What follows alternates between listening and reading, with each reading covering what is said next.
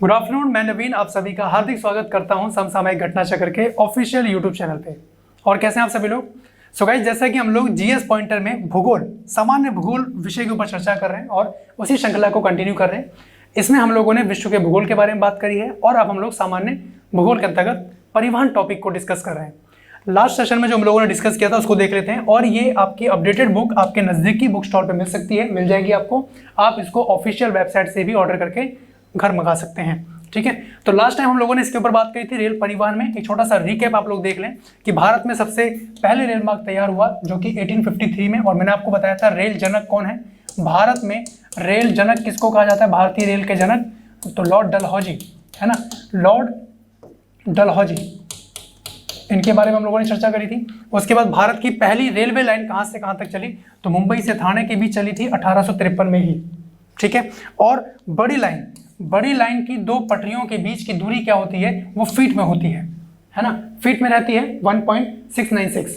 ये आप यहाँ पे ध्यान रखेंगे। और इसमें हम लोगों ने बात करी थी भारत के जो रेल मंत्रालय की जो बुलेट ट्रेन जो चलाने की योजना है कहाँ से कहाँ तक? मुंबई से अहमदाबाद के मध्य। और एक कथन जो स्टेटमेंट हम लोगों ने देखा था इसके ऊपर हम लोग बात कर चुके थे, ठीक है। ये भी स्टेटमेंट हम लोगों ने डिस्कस की थी, यहाँ तक हम लोग बात कर चुके थे, राइट। डीजल रेल इंजन बनाए जाते हैं कहाँ पे? मधुवादी वाराणसी में बनाए जा रहे हैं। उसके बाद रेलवे का जोन जो मुख्यालय हाजीपुर है, ये कहाँ स्थित है? तो ये बिहार में स्थित है, हाजीपुर, ठीक। उसके बाद उत्तर मध्य रेलवे जोन की बात करें तो ये इसका जो मुख्यालय है ये प्रयागराज में ही है, उत्तर मध्य रेलवे का। और मैंने आपको यहाँ पे एक चीज़ बताई थी कि उत्तर पूर्व भारत का अगर आपसे पूछा जाए, उत्तर पूर्व भारत का रेलवे जोन, तो यहाँ ध्यान रखना है उत्तर पूर्व भारत में बच्चा नॉर्थ ईस्ट की तरफ चला जाता है कि सिक्किम, असम, अरुणाचल प्रदेश यहाँ कहीं होगा, नहीं, ध्यान रखना है गोरखपुर, ठीक है। तो कहाँ है? गोरखपुर। इसके ऊपर हम लोग बात कर चुके थे, राइट। और पंजाब, तमिलनाडु, उड़ीसा और पश्चिम बंगाल, इनमें से वो कौन सा राज्य है जहाँ पे यात्री रेल डिब्बों का बड़ी मात्रा में निर्माण होता है? तो पंजाब और तमिलनाडु। तो यहाँ तक हम लोगों ने चर्चा करी थी। अब इसी के आगे हम लोग कंटिन्यू करते हैं, ठीक है जी। आइए देखिए, बिल्कुल फैक्चुअल प्रश्न होगा आपके पास और ये सारे पॉइंट आपको इस बुकलेट में मिलेंगे। रेलवे स्टाफ कॉलेज की अगर बात करें तो ये कहाँ पे स्थित है? ये बड़ौदा में स्थित है, रेलवे स्टाफ कॉलेज। वहीं पे साल की लकड़ी का उपयोग अधिकतर होता है रेलवे स्लीपर बनाने में, जो मैंने आपको बताया था कि इस तरीके से जो लकड़ियाँ बिछी रहती हैं ये इसके स्लीपर बनाए जाते हैं। तीसरी रेल कोच फैक्ट्री स्थापित की जा रही है कहाँ पे? रायबरेली में। और वह रेलखंड जहाँ पर प्रथम CNG ट्रेन शुरू की गई है तो रेवाड़ी से रोहतक ये शुरू की गई है, ठीक है। यहाँ पे ध्यान रखिएगा इस पॉइंट को। उसके बाद देखिए यहाँ पे कि वह पहला राज्य जहाँ PPP मॉडल पर रेल ट्रैक बनाया जा रहा है तो वो आपका गुजरात है ना। कोंकण रेलवे जोड़ता है किसको? रोहा से मंगलूर को।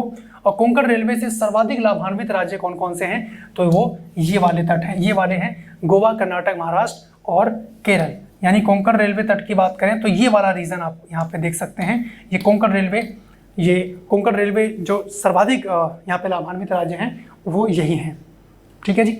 उसके बाद देखिए, वह दो रेलवे स्टेशन जिन्हें जोड़ने वाली रेल लाइन को यूनेस्को के धरोहर रूप में शामिल किया गया वो है सिलीगुड़ी और दार्जिलिंग, ठीक है। और मैंने आपको एक चीज़ बताई थी गाइस, अगर आपको ध्यान हो कि भारत की अगर बात करें, एक रफली डायग्राम है ना, सबसे लंबी ट्रेन, भारत की सबसे लंबी ट्रेन जो असम के डिब्रूगढ़ से लेकर कन्याकुमारी तक, जिसका नाम है विवेक एक्सप्रेस, याद आ गया?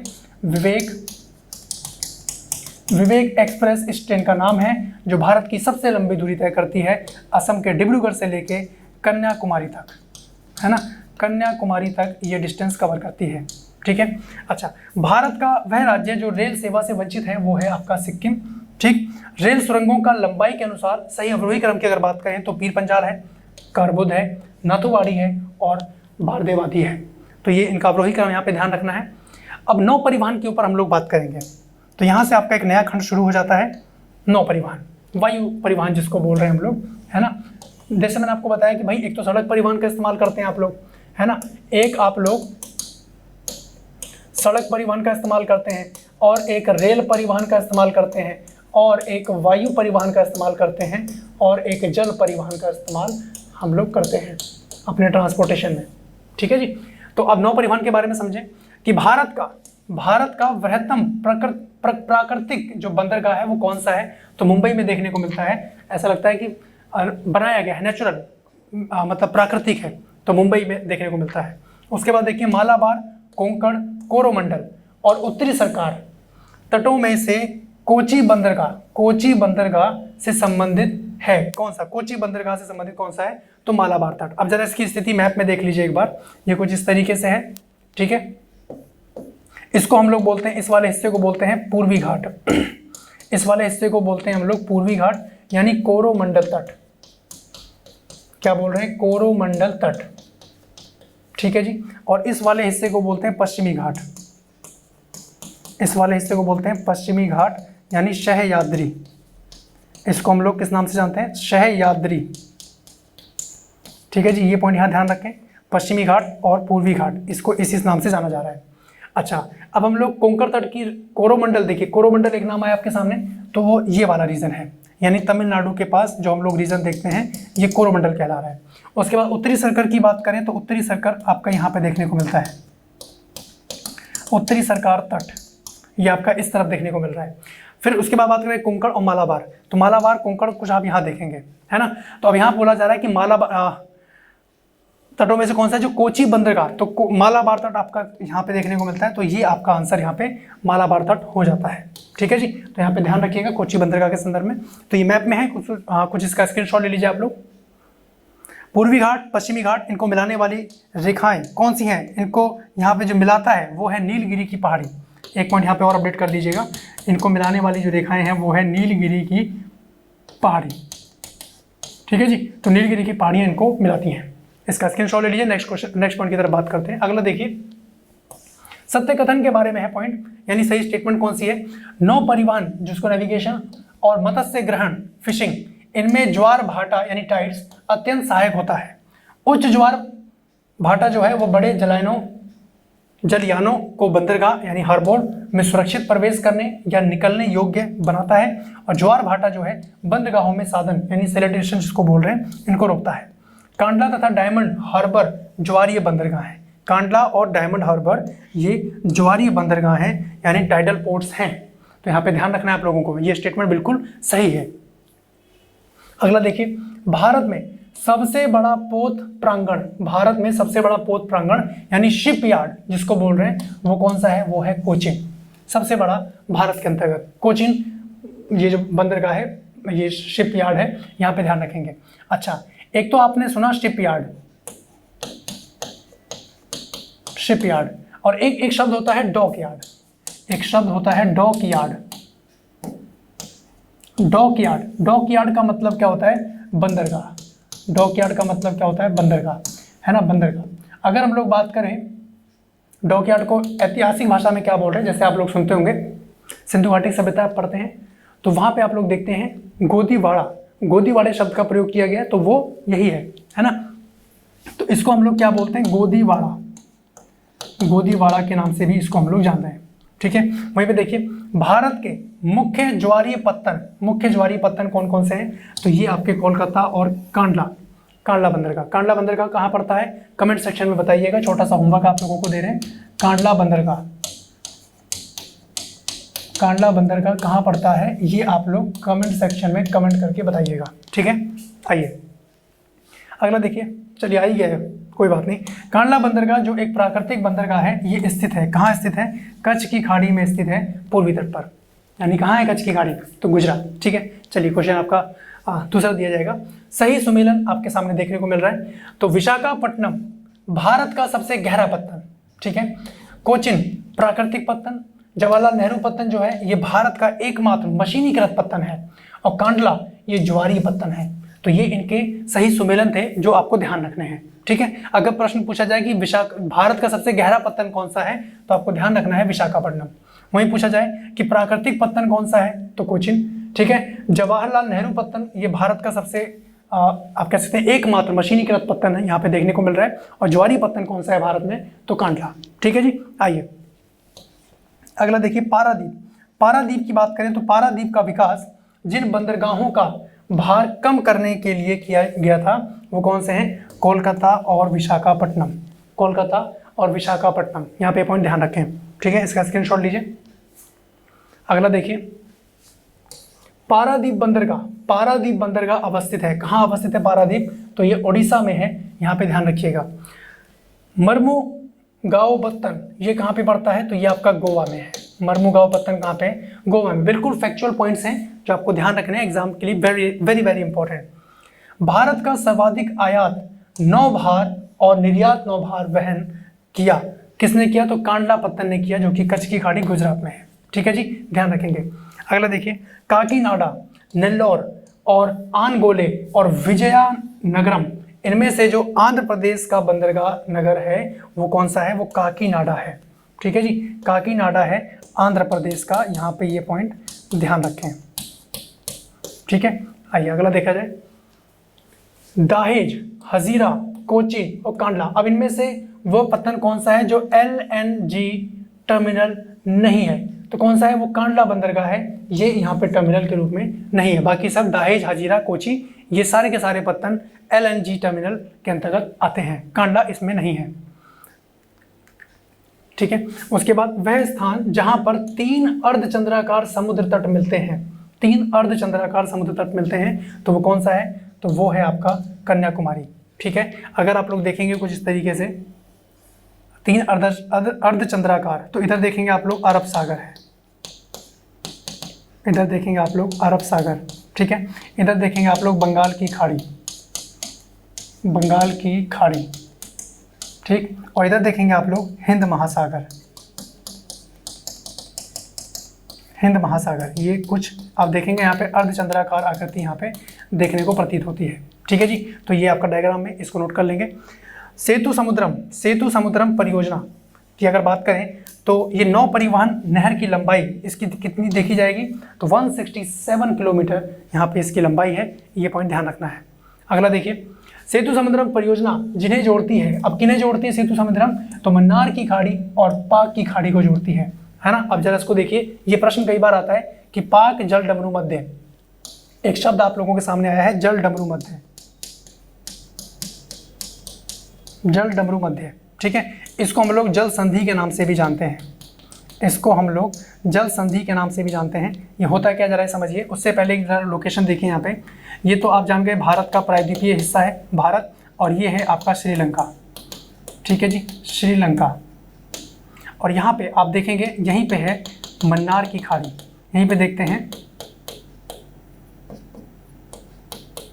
मन्नार की खाड़ी।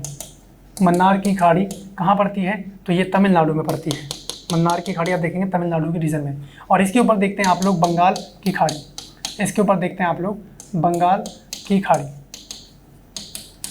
ठीक है जी, अच्छा बंगाल की खाड़ी हो गया। और इधर आप देखेंगे आपका हिंद महासागर, इधर आप देखेंगे हिंद महासागर। अब ध्यान से समझिए, अगर आपसे पूछा जाए जल डमरू मध्य या जल संधि कहते किसको हैं, 2 पॉइंट यहाँ पे ध्यान रखना है कि जल डमरू मध्य क्या करेगा कि किसी भी, मैं यहाँ शॉर्ट में लिख दे रहा हूँ जल संधि। जल संधि का मतलब क्या होगा कि जैसे एक लैंड फॉर्म ये है और एक लैंड फॉर्म ये है, यानी एक भूमि ये ए है और एक भूमि ये बी है। ठीक है जी, ये बी है। तो ये जल संधि क्या करेगा कि इन 2 लैंड फॉर्म को, इन 2 भूमि को अलग करेगा, है ना, यानी भूमि खंडों को अलग करेगा। जल संधि क्या करेगा? भूमि खंडों को अलग करेगा और 2 जलधाराओं को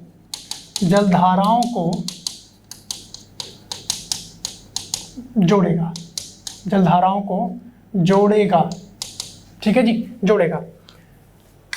तो जो मन्नार की खाड़ी, जो पाक खाड़ी देख रहे हैं आप, पाक जल संधि जिसको बोल रहे हैं, तो पाक जल संधि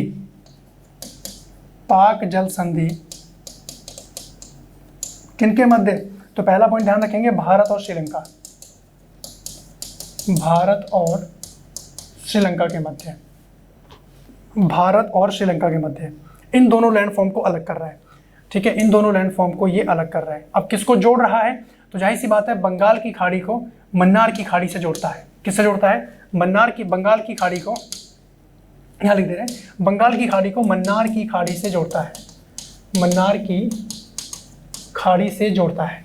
ठीक है जी, एक पॉइंट यहाँ ध्यान रखें। तो पाक जल संधि या पाक जल जमनू मध्य कहाँ है, तो ये आप देखेंगे भारत और श्रीलंका के मध्य देखने को मिल रहा है। और मन्नार की खाड़ी का लोकेशन क्या है, ये भी आप लोगों ने देखा, ये हमने प्रायद्वीपीय भारत यहाँ पे ड्रॉ किया हुआ है, एक लगभग प्रायद्वीपीय भारत यहाँ पे ड्रॉ है। इसका स्क्रीनशॉट ले लीजिए आप लोग। नेक्स्ट पॉइंट की तरफ बात करते हैं, इसको मैं रेज कर रहा हूँ। आइए अब देखें जरा यहाँ पे, कांडला, चेन्नई, पारादीप और मुंबई, अब इनमें से कौन सा एक है जो भारत का प्राकृतिक बंदरगाह नहीं है, है ना। तो चेन्नई ये प्राकृतिक बंदरगाह यहाँ पे नहीं है, ध्यान रखेंगे। बाकी पारादीप, कांडला, मुंबई ये सब आपके प्राकृतिक बंदरगाह देखने को मिलते हैं, ठीक है। चेन्नई, कोचिन, तूतीकोरिन और विशाखापट्टनम, अब इनमें से कौन सा है जो भारत के प्राकृतिक बंदरगाह हैं, तो एक विशाखापट्टनम और कोचिन। विकल्प के अनुसार हम लोग अपना आंसर हिट कर जाएंगे। इसका स्क्रीनशॉट ले लीजिएगा आप लोग।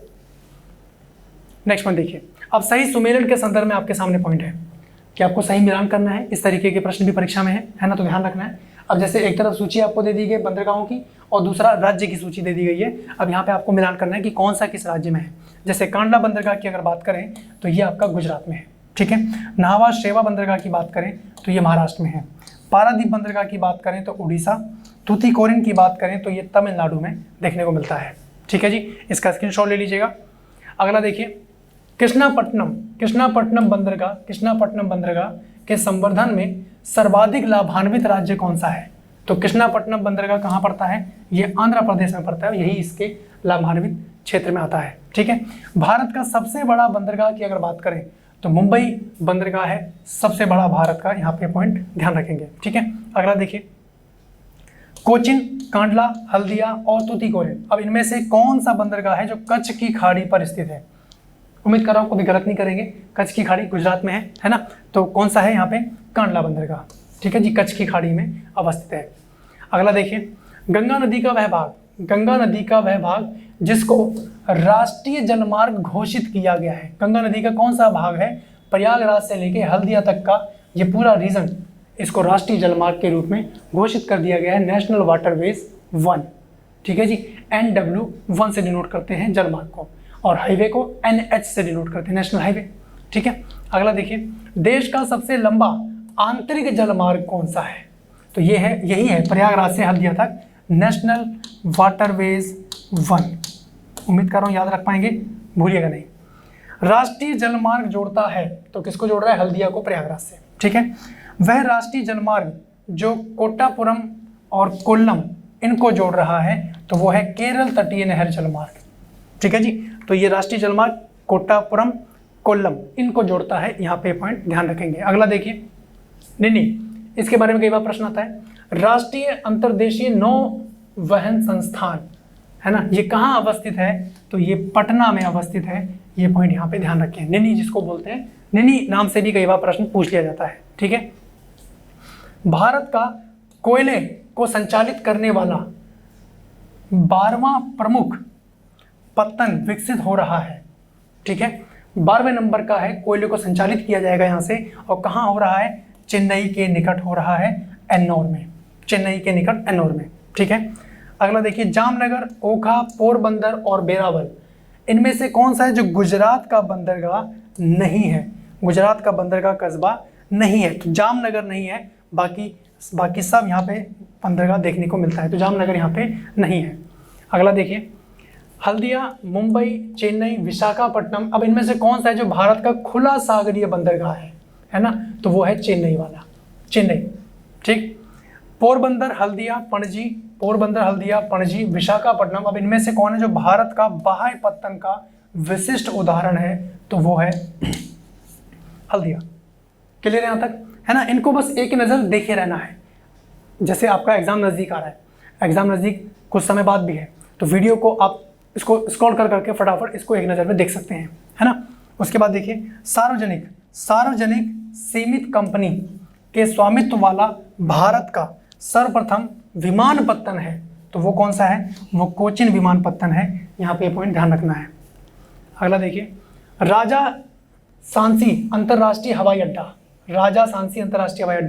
ये कहाँ पड़ता है, ये आपका अमृतसर में है, ठीक है। अगला, दमन, जंजीरा, कराईकल और रत्नागिरी, इन बंदरगाहों में से कौन सा है जो भारत के पश्चिमी तट पर स्थित नहीं है, पश्चिमी तट पर स्थित नहीं है। ये लास्ट का पॉइंट हमें बहुत डिस्टर्ब करता है, तो इसमें सतर्क होते हुए आपको काम करना होगा। यानी जो भी आपके पास पॉइंट आया है, you have to underline each and everything, सभी आपको अंडरलाइन करना होगा और लास्ट में ये पॉइंट देखना होगा कि क्या नहीं पूछा जा रहा है, नहीं पूछा गया। तो कराईकल बंदरगाह यहाँ पे नहीं है, ध्यान रखेंगे। अगला देखिए, भारत का सबसे बड़ा जहाज तोड़ने का यार्ड कहाँ स्थित है? तो ये अलंग यानी गुजरात में स्थित है, गुजरात के भावनगर में। ठीक है, अगला देखिए, वर्तमान मुंबई बंदरगाह के दबाव को कम करने के लिए जिस पत्तन का निर्माण किया गया है कौन सा है? ठीक है, इतना हैवी लोड आता है तो उसको कम करने के लिए जो मुंबई बंदरगाह है, न्हावा शेवा बंदरगाह को यहाँ पे, जिसको जवाहरलाल नेहरू पत्तन के नाम से जाना जा रहा है, इसका निर्माण कर दिया गया है। ठीक है, वह राज्य जिसमें लंबे नौ संचालन चैनल द्वारा समुद्र से जोड़े जाने के लिए एक कृत्रिम अंतर्देशीय बंदरगाह के निर्माण की संभावना का पता लगाया है, वो कौन सा है? वो राजस्थान में देखने को मिलता है। ठीक है जी, इसका स्क्रीनशॉट ले लीजिए आप लोग। अगला देखते हैं, इसमें भारत का 13वां प्रधान बंदरगाह की बात करें अगर, तो ये किस राज्य में ये स्थापित किया जाना है? तो ये आपका महाराष्ट्र के अंदर आ रहा है। तो 12वां कहाँ है? बिहार है ना, पटना में देखा आपने, और आपका 13वां महाराष्ट्र। कोचिन, हल्दिया, कांडला, तूतीकोरिन, अब इनमें से कौन सा एक है बंदरगाह है जो कच्छ की खाड़ी पर स्थित है? देखिए दोबारा रिपीट हुआ सेम पॉइंट, ऐसी परीक्षा में भी होता है, ध्यान रखना है। कांडला बंदरगाह है ना। Garden reach ship builders and engineers limited, इनका डीजल इंजन संयंत्र अवस्थित है, तो कहाँ अवस्थित है? ये रांची में अवस्थित है। ये पॉइंट यहाँ देखें। अगला देखिए, उत्तर प्रदेश, यूपी की बात है। उत्तर प्रदेश के किस हवाई अड्डे को भारत के केंद्रीय मंत्रिमंडल ने 24 जून 2020 को अंतर्राष्ट्रीय दर्जा स्वीकृत कर दिया है? और यह है कुशीनगर हवाई अड्डा, यानी ये अंतर्राष्ट्रीय हवाई अड्डा के रूप में स्वीकृत किया जा चुका है। ठीक है, भारत में वायु परिवहन कब प्रारंभ हुआ? वायु परिवहन कब से प्रारंभ हो रहा है? तो 1911 से। रेल परिवहन 1853। ठीक है जी, रेल परिवहन 1853। सड़क परिवहन की बात करें तो शेरशाह सूरी के टाइम से शुरू हो गया। यहाँ पे आप देखते हैं ग्रैंड ट्रंक रोड बनी हुई है, तो सड़क परिवहन की अच्छी व्यवस्था कहीं ना कहीं वहीं से देखने को मिलती है। लेकिन अगर बात करें रेल परिवहन तो 1853, लॉर्ड डलहौजी, बिल्कुल ध्यान रखना है। वहीं पे बात करें वायु परिवहन तो 1911 आप याद रख सकते हैं। बंगाल का एकीकरण, बंगाल का विभाजन 1905, 1911 में बंगाल का एकीकरण। तो ऐसे यू गाइस कैन कनेक्ट, है ना, ताकि याद रहे। अगला देखिए, पर्यटन स्थल के संदर्भ में यहाँ पे सही सुमेलन है और यहाँ पे पर्यटन स्थल आपको दिए हुए हैं और आपका यहाँ पे राज्य इसे सुमेलित करना है। यानी अब आपका अगला नया खंड यहाँ पे शुरू हो जाता है, पर्यटन स्थल, है ना, टूरिस्ट प्लेस जिसको कहा जा रहा है। जैसे अगर हम लोग बोले चक्राता, अभी चक्राता पर्यटन स्थल कहाँ पड़ता है? तो ये उत्तराखंड। ठीक है, हफलांग कहाँ पड़ता है? तो ये असम। कौलिमपोंग कहाँ पड़ता है? पश्चिम बंगाल। और कुफरी कहाँ पड़ता है? ये आपका हिमाचल प्रदेश में है। ठीक है, अगला देखें, यूनेस्को की विश्व विरासत स्थलों की सूची में सम्मिलित है। तो ये कुछ नाम है जो आपको ध्यान रखने हैं, जैसे चंपानेर, पावागढ़पुरी पुरातत्व उद्यान, छत्रपति शिवाजी रेलवे स्टेशन जो कि मुंबई में है, और मामल्लपुरम, और सूर्य मंदिर जो कोणार्क मंदिर है उड़ीसा का, कोणार्क मंदिर सूर्य मंदिर है ना। तो ये सब विश्व विरासत स्थल सूची में सम्मिलित हैं। ठीक है, भारत में गुलाब नगरी किसको कहा जाता है? पिंक सिटी ऑफ इंडिया, है ना, ये भी प्रश्न आ जाता है। Pink city of India, Bharat की गुलाबी नगरी किसको बोल रहे हैं? तो ध्यान रखेंगे जयपुर, है ना, जयपुर। तो पहले मैं भी सोचता था कि जयपुर को पिंक नगरी क्यों बोला जा रहा है, लेकिन जब जयपुर हमने विजिट किया, जब एक बार ट्रैवल हुआ वहाँ पे, तो हमने देखा कि सभी घर पिंक कलर में रंगे गए हैं और ऊपर से देखने से प्रतीत होता है कि तो पूरा का पूरा पिंक है। तो वही रीज़न पिंक नगरी क्यों बोला जा रहा है, क्योंकि सभी घरों पे पिंक कलर वहाँ पे किया गया है। तो पिंक नगरी यानी गुलाबी नगरी किसको बोल रहे हैं? जयपुर को बोल रहे हैं। ठीक है, अगला, भारत में झीलों का नगर किसको बोल रहे हैं? झीलों का नगर किसको बोल रहे हैं? तो उदयपुर में झील देखने को मिलती हैं, तो इसी के चलते इसको झीलों का नगर कहा जा रहा है। ठीक है, अगला देखिए, दक्षिण भारत के भगवान रंगनाथा, जिन्हें भगवान वेंकटेश भी कहते हैं, और ये मंदिर कहाँ पे अवस्थित है? तो ये बिलीगिरी रंगा पहाड़ी पर स्थित है। तो कहाँ पर है ये? दक्षिण भारत के अंतर्गत आप देखेंगे इस मंदिर को। भगवान वेंकटेश भगवान वेंकटेश उसमें विराजमान है ना। भारतीय पर्यटन मंत्रालय की अगर बात करें तो इन्होंने भारत में पर्यटन को प्रोत्साहित करने हेतु जिस अवधारणा को लोकप्रिय करने का उपयोग किया है वो कौन सा है? तो ये टर्म आपको ध्यान रखना है, अतुल्य भारत, इनक्रेडिबल इंडिया, है ना, अतुल्य भारत, यानी जहाँ पे सभी आप देखेंगे अलग अलग धर्म के लोग हैं, कल्चर के लोग हैं, है ना, अलग अलग सभ्यताएं, संस्कृति देखने को मिलती है, तो अतुल्य भारत यहाँ पे ये टर्म यूज किया गया है। अगला देखिए सबरीमाला। सबरीमाला देखिए हमेशा भी चर्चा में था और पहले भी चर्चा में रहता है ना। सबरीमाला ये कहाँ स्थित है, तो ये केरल राज्य में स्थित है। सबरीमाला मंदिर के बारे में सुने होंगे, यहाँ पे महिलाओं की एंट्री कहीं ना कहीं प्रतिबंधित की गई है, तो कहाँ पे है, केरल, है ना। लोकेशन के साथ ध्यान रखें। अगला देखिए कुलधारा, धनुषकोडी और लखपत और चरखारी। अब इनमें से अगर बात करें तो ध्वस्त नगर, जिसको घोस्ट टाउन के नाम से जाना जा रहा है, तो ये कौन सा है, ये है चरखारी। तो घोस्ट टाउन इसका मतलब ये नहीं कि यहाँ भूत प्रेत हैं। घोस्ट टाउन मतलब आर्थिक दृष्टि से इंपॉर्टेंट नहीं है ना, यानी रहने योग्य नहीं है, तो जिसके चलते इसको घोस्ट टाउन घोषित कर दिया गया है। ठीक है, वहीं पर अगर बात करें विश्व स्तर पे, यहीं पे अपडेट कीजिएगा, विश्व स्तर पे बात करें तो घोस्ट टाउन किसको कहा जा रहा है, वो है अकीरा। क्या है, एक्रा भी बोल देते हैं, तो अकीरा ध्यान रखेंगे, मैं यहाँ लिख दे रहा हूँ अकीरा, है ना। इसको घोस्ट टाउन क्यों बोल रहे हैं, इसको घोस्ट टाउन क्यों बोल रहे हैं, तो यहाँ ध्यान रखेंगे, घोस्ट टाउन क्यों बोलते हैं इसको, क्योंकि ये भी आर्थिक दृष्टि से महत्वपूर्ण नहीं है, महत्वपूर्ण नहीं है। कौन सा है, अकीरा। और ये आर्थिक दृष्टि से महत्वपूर्ण नहीं है, और विश्व में, पूरे विश्व की बात करें तो विश्व में सबसे कम वर्षा, विश्व में सबसे कम वर्षा अगर होती है तो कहाँ होती है, यहीं होती है। भारत में सबसे कम वर्षा लेह, भारत में सबसे ज़्यादा वर्षा मासिनराम, विश्व में सबसे ज़्यादा वर्षा मासिनराम, विश्व में सबसे कम वर्षा, तो ध्यान रखना है अकीरा। अभी पड़ता कहाँ है, जरा ये भी देख लीजिए, है ना। एक रफली डायग्राम मैं यहाँ ड्रॉ कर रहा हूँ, कुछ इस तरीके का मैप आप लोग देखते हैं, और ये मैप मैंने बनाया है साउथ अमेरिका का। ठीक है जी, साउथ अमेरिका का ये मैप है, दक्षिण अमेरिका का। और यहाँ पे आप लोग एक देश देखते हैं जिसका नाम है चिली। ठीक है, चिली देखिए मिर्च की तरह दिख रहा है, और इसकी राजधानी ध्यान रखनी है सैंटियागो। क्या राजधानी है, सैंटियागो। ठीक है, इसी चिली में आप लोग यहाँ देखेंगे कुछ इस तरफ, यहाँ पे देखने को मिलेगा ये अकीरा।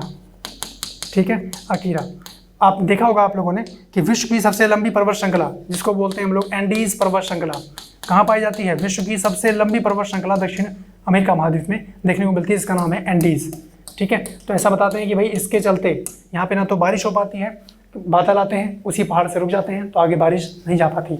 तो घोस्ट टाउन विश्व स्तर पे अकीरा, और सबसे कम वर्षा देखने को मिले तो अकीरा। यहाँ पे पॉइंट ध्यान रखना है, इसका स्क्रीनशॉट ले लीजिए आप लोग, ले लिए हैं। अच्छा, मैं इसको इरेज कर रहा हूँ। अगला देखिए, इसमें मांद और महानदी, इसके संगम पर स्थित धार्मिक स्थल कौन सा है, धार्मिक स्थल कौन सा है, तो वो है चंद्रहासिनी देवी। चंद्रहासिनी देवी इनके मध्य एक धार्मिक स्थल देखने को मिलता है, इनके संगम पे। अब कुछ मिसलेनियस की तरफ बात करते हैं, कुछ विविध के पॉइंट यहाँ पे डिस्कस करते हैं, है ना। देखें इसमें क्या क्या पॉइंट हैं। देखिए, वह संयंत्र जो शक्ति तथा खाद दोनों दे सकता है, कौन सा है, तो वो है बायोगैस। बायोगैस संयंत्र, यहाँ से एनर्जी भी हम लोग ले सकते हैं, है ना, और खाद के रूप में भी इसका प्रयोग किया जाता है, तो वो है बायोगैस संयंत्र। अगला देखिए, कुरियर सेवा। कुरियर सेवा से प्रतिस्पर्धा के लिए भारतीय डाक विभाग ने द्रुत डाक सेवा का आरंभ किया, तो वो कब किया, 1986 में किया। यहाँ पे ये पॉइंट आपसे पूछा गया है। ठीक है जी, भारतीय डाक विभाग द्वारा ये कार्यक्रम किया गया। विश्व का वह देश जो नाइट्रोजनी उर्वरक उत्पाद तथा उपभोक्ता के रूप में दूसरे स्थान पर है, तो वो कौन है, भारत। नाइट्रोजनी उर्वरक उत्पाद की बात कर रहे हैं, और उपभोक्ता के रूप में अगर बात करें तो भारत ही यहाँ पे सबसे नंबर 1 पे देखने को मिलता है। अगला देखिए, टिड्डियाँ भारत में प्रवेश करती हैं, कहाँ से प्रवेश करती हैं, ये पाकिस्तान से। आपने सुना होगा कुछ समय पहले काफ़ी चर्चा में था, टिड्डियों का आक्रमण हो गया, है ना, खेतों में टिड्डियाँ घुस गई, खेतों को ध्वस्त कर रही हैं, और कहाँ से आए सारे पाकिस्तान से, है ना। अगला देखिए, थुम्बा की बात करें तो विक्रम साराभाई अंतरिक्ष केंद्र की स्थापना के लिए सबसे महत्वपूर्ण कारण है थुम्बा। ठीक है, ऐसा क्यों, क्योंकि थुम्बा का भूचुंबकीय विषुवत रेखा के निकट स्थित होना, है ना। अब जरा यहाँ पे एक चीज़ जरा ध्यान से समझिएगा, ये आपका ग्लोब है, ठीक है, ये ग्लोब हो गया, और उसके बाद आप देखेंगे ये आपकी विषुवत रेखा है। ठीक है जी, ये विषुवत रेखा है। और भारत की अगर बात करें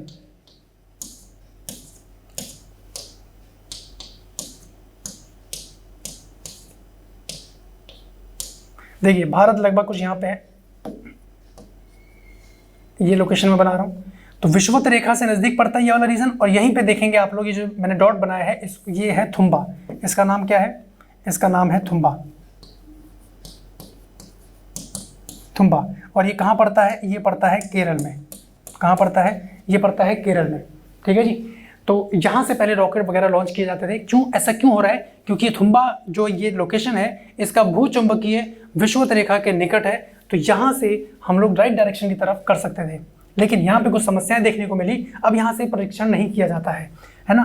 क्यों? क्योंकि जब भी रॉकेट हम लोग छोड़ते हैं तो रॉकेट सीधा नहीं जाता है, रॉकेट का स्पेस कुछ इस तरीके से रहता है। ठीक है जी। जब भी हमने रॉकेट छोड़ा तो वो कुछ इस तरीके से जाता है, तो अब ये ऐसे जाएगा, कहीं यही ना गिर जाए, भारत क्षेत्र में ना गिर जाए, इसके चलते अब यहाँ से इसका प्रयोग नहीं किया जाता। लेकिन फिर भी परीक्षा की दृष्टि से इसका उपयोग किया जाता है, तो ध्यान रखना है। ठीक है। अगला देखिए, द हिमालयन माउंटेनियरियन इंस्टीट्यूट कहाँ पे स्थित है? तो ये आपका दार्जिलिंग में है। ये पॉइंट यहाँ ध्यान रखें, इसका स्क्रीनशॉट ले लीजिए आप लोग। नहीं चेंज हो रहा है। चलिए अगला देखिए, सही सुमेलन आपसे पूछा जा रहा है। ठीक है। जवाहरलाल नेहरू कृषि विश्वविद्यालय ये कहाँ पड़ता है? ये आपसे पूछा जा रहा है। तो ये आपका मध्य प्रदेश में है, एमपी में जवाहरलाल नेहरू कृषि विश्वविद्यालय स्थापित है। ठीक है। सरदार वल्लभ भाई पटेल कृषि एवं प्रौद्योगिकी विश्वविद्यालय, कृषि एवं प्रौद्योगिकी विश्वविद्यालय, तो ये आपका उत्तर प्रदेश में ही है। ठीक है। इंदिरा गांधी कृषि विश्वविद्यालय, देखिए जवाहरलाल नेहरू पूछा जाए तो मध्य प्रदेश, इंदिरा गांधी कृषि विश्वविद्यालय तो छत्तीसगढ़। ठीक है। आचार्य एन जी रंगा एग्रीकल्चरल यूनिवर्सिटी, तो ये आपका आंध्र प्रदेश में है। यहाँ पे पॉइंट ध्यान रखेंगे। अगला देखिए, कैरियन की अगर बात करें, कैरियन एनर्जी का मुख्यालय कहाँ पे है? तो ये स्कॉटलैंड में देखने को मिलता है। इसका मुख्यालय कहाँ है? स्कॉटलैंड में। अब सही सुमेलन है आप लोगों के सामने, सही सुमेलन। रामेश्वरम ये कहाँ है? तमिलनाडु में। Dwarka Gujarat, Sarnath Uttar Pradesh. Very very important प्रश्न, कई बार आया है परीक्षा में। सारनाथ उत्तर प्रदेश में तो है, सारनाथ उत्तर प्रदेश में कहाँ है? तो नोट कर लीजिएगा, वाराणसी। कहाँ है? वाराणसी में है। ठीक है। उसके बाद महाकाल मंदिर की बात करें तो उज्जैन मध्य प्रदेश, एमपी, है ना। तो ये कुछ सुमेलन करने के लिए आपके सामने पॉइंट आ सकता है। अगला देखिए, डायमंड हार्बर और सॉल्ट लेक सिटी ये कहाँ है? तो ये कोलकाता में है। ये पॉइंट यहाँ ध्यान रखें। अगला देखिए, डिंडीगुल नाम है तमिलनाडु का एक नगर है जो डिंडीगुल नाम से प्रचलित है। डिंडीगुल नाम से यहाँ पे एक नगर देखने को मिलता है। हरित राजमार्ग, अब हरित राजमार्ग का लक्ष्य है, यह है वृक्षारोपण। हरित राजमार्ग का लक्ष्य है वृक्षारोपण। ठीक है। एक टर्म यहाँ पे और आता है, उसको ध्यान रखेंगे, और वो टर्म है ग्रीन मफरल। क्या नाम है? Green muffler. इसका संबंध किससे है? तो इसका संबंध है ध्वनि प्रदूषण से। किससे है? ध्वनि प्रदूषण से है। ध्यान रखिएगा। ठीक है। जैसे आपने देखा होगा, ये सड़क है। ठीक है। ये सड़क है और इस सड़क के किनारे आप लोग देखते हैं पेड़ पौधे लगे हुए हैं, है ना। तो ये कुछ शो के लिए नहीं लगे होते हैं, इसी डिजाइन को बोलते हैं। अब आप देखेंगे ऊपर से तो ऐसा लगता है मफरल उड़ा रखा है। तो ये किस लिए लगते हैं? ताकि जो भी वाहन यहाँ से गुजर रहा है उसका आवाज़, उसका जो ध्वनि है वो डिस्टर्बेंस पैदा ना करे, तो ये इसको कंट्रोल करता है। तो इसी को बोलते हैं ग्रीन मफरल, है ना। तो याद रख पाएंगे, ग्रीन मफरल का संबंध किससे? ध्वनि प्रदूषण से। यानी सड़कों के किनारे जो पेड़ पौधों को लगाया जा रहा है उसका संबंध किससे है? ग्रीन मफरल से, ध्वनि प्रदूषण को नियंत्रित करने के लिए।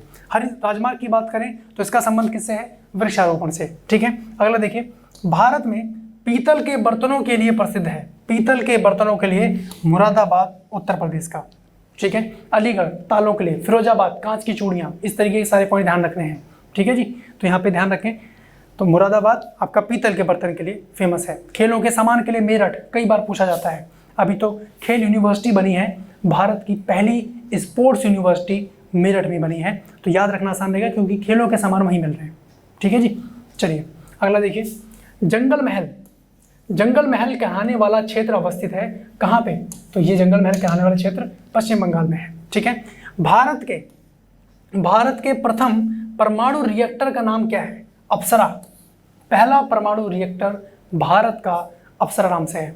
ठीक है जी। तो यहाँ पे ध्यान रखेंगे, भारतवर्ष में सर्वप्रथम बात करें तो दूरभाष का प्रादुर्भाव हुआ 28 जनवरी 1882, 28 जनवरी 1882 को औपचारिक इसकी शुरुआत कर दी जा रही है। भारत में टेलीग्राफ सेवा सर्वप्रथम शुरू की गई।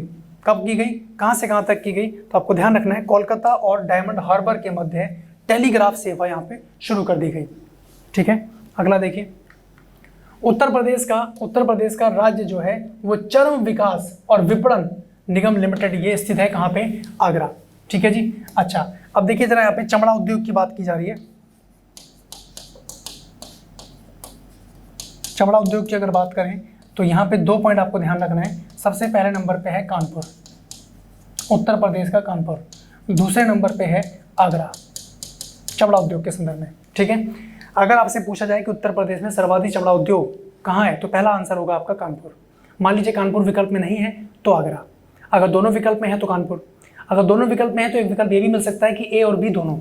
तो सतर्कता के साथ हमें आंसर हिट करना है। ठीक है, अब यही पे पूछा गया है कि चर्म विकास एवं विपणन निगम लिमिटेड कहाँ है, तो वो आगरा बनाया गया है। ठीक है जी, लेकिन टॉप नंबर पे देखा जाए तो कानपुर है। अगला देखिए, चंदेरी, मुरादाबादी, बनारसी और कांजीवरम, अब इनमें से कौन सा नाम है जो सामान्यतः साड़ी के लिए प्रयुक्त नहीं होता। देखिए, चंदेरी साड़ी सुनी है आप लोगों ने, बनारसी साड़ी सुनी है, कांजीवरम साड़ी सुनी है, मुरादाबादी कोई साड़ी नहीं है। ठीक है जी, तो आपका आंसर क्या हो जाएगा, मुरादाबादी। ये तो पीतल के लिए प्रसिद्ध है, पीतल नगरी यहाँ पे पीतल देखने को मिल रहा है, पीतल नगरी कहा जा रहा है ना। अगला देखिए इसमें, ठीक है, कोयला, लकड़ी, डीजल और पेट्रोल, अब इनमें से अगर बात करें तो कौन सा है जो जीवाश्म ईंधन नहीं है। तो देखिए, कोयला जीवाश्म ईंधन है, ठीक है, डीजल जीवाश्म ईंधन है, पेट्रोल जीवाश्म ईंधन है, लकड़ी नहीं है। भाई लकड़ियों, इन सब के दबने से ही तो जीवाश्म बना है, यानी जीवों के अश्म चट्टान के नीचे जो मिल रहे हैं, और वहीं से कहीं ना कहीं हमें पेट्रोल, डीजल, कोयला ये सब की प्राप्ति हो रही है। तो लकड़ी इसमें जीवाश्म ईंधन के अंतर्गत नहीं आएगी। ठीक है, अगला देखिए, वह देश जिसके सहयोग से ओबरा ताप विद्युत केंद्र की स्थापना की गई थी, तो वो कौन है, तो वो है रूस। ओबरा ताप विद्युत केंद्र की स्थापना की गई है रूस, यहाँ ध्यान रखेंगे। भारत का 20वां परमाणु बिजली घर कौन सा है, तो वो है कैगा, कर्नाटक में। कई बार पूछा जाता है परमाणु बिजली घर कैगा कहाँ स्थापित है, कर्नाटक। ठीक है, चंबल नदी पर राणा प्रताप सागर जल विद्युत परियोजना किस राज्य में स्थित है, राणा प्रताप सागर, तो ये आपका राजस्थान में है। क्लियर है यहाँ तक, इसका स्क्रीनशॉट लीजिए। अगला देखिए, जिप्सम, चूना पत्थर, राख और मट्टी पार, सीमेंट का मुख्य संगठक कौन सा है, सीमेंट के संदर्भ में तो चूना पत्थर। ठीक है जी, चूना पत्थर इसके लिए इंपॉर्टेंट हो जाता है। भारत का प्रथम उर्वरक संयंत्र लगाया गया है कहाँ पे, रानीपेट, तमिलनाडु में उर्वरक संयंत्र लगाया गया है, भारत का पहला। केंद्रीय उपोष्ण बागवानी संस्थान ये अवस्थित है, उपोष्ण संस्थान बागवानी संस्थान लखनऊ। याद आ गया होगा आप लोगों को, मैंने आपसे कहा था वनस्पति हो, औषधि हो, विष हो, ये जहाँ पे भी लग जाए आंख बंद करके लखनऊ, बागवानी, उपोष्ण बागवानी लखनऊ, है ना। अगला देखें इसमें, भारतीय घास और चारा अनुसंधान संस्थान ये कहाँ स्थित है, तो ये झांसी में है। ठीक है, गोरखपुर से मुंबई की रेल यात्रा की न्यूनतम दूरी वाला जो मार्ग है वो कहाँ से होकर जाएगा, तो वो है इलाहाबाद से होकर ये गुजरता है। ठीक है, अगला देखिए, बेलगाम, मानगांव, रत्नागिरी, उडुपी, अब इनमें से कोंकण रेलवे जो है वो नहीं जोड़ता है, तो वो है बेलगाम। अब देखेंगे कर्नाटक के बिल्कुल उत्तरी क्षेत्र में, जो कि काफ़ी समय से आवाज़ उठा रहा है कि हमें मुंबई का हिस्सा बनाइए, है ना, तो ये बेलगाम कर्नाटक का उत्तरी क्षेत्र पड़ता है, लेकिन ये कोंकण रेल मार्ग के अंतर्गत नहीं जोड़ा जाता है, यहाँ पे पॉइंट ध्यान रखें। ठीक है, तो आज के सेशन में गाइस इतना ही, और मुलाकात होगी आप लोगों से नेक्स्ट सेशन में और नए सेगमेंट के साथ, उसको समझ रहे होंगे, है ना। तब तक अपना ध्यान रखिए, अच्छे से पढ़ाई करिए। कोई भी डाउट कुछ पूछना चाहते हो तो कमेंट सेक्शन में कमेंट कर सकते हैं, मैं और हमारी टीम उस पर बिल्कुल रिप्लाई करेगी और आपके डाउट का समाधान करेगी। ठीक है, तो मिलते हैं फिर, बाय बाय, टेक केयर, जय हिंद।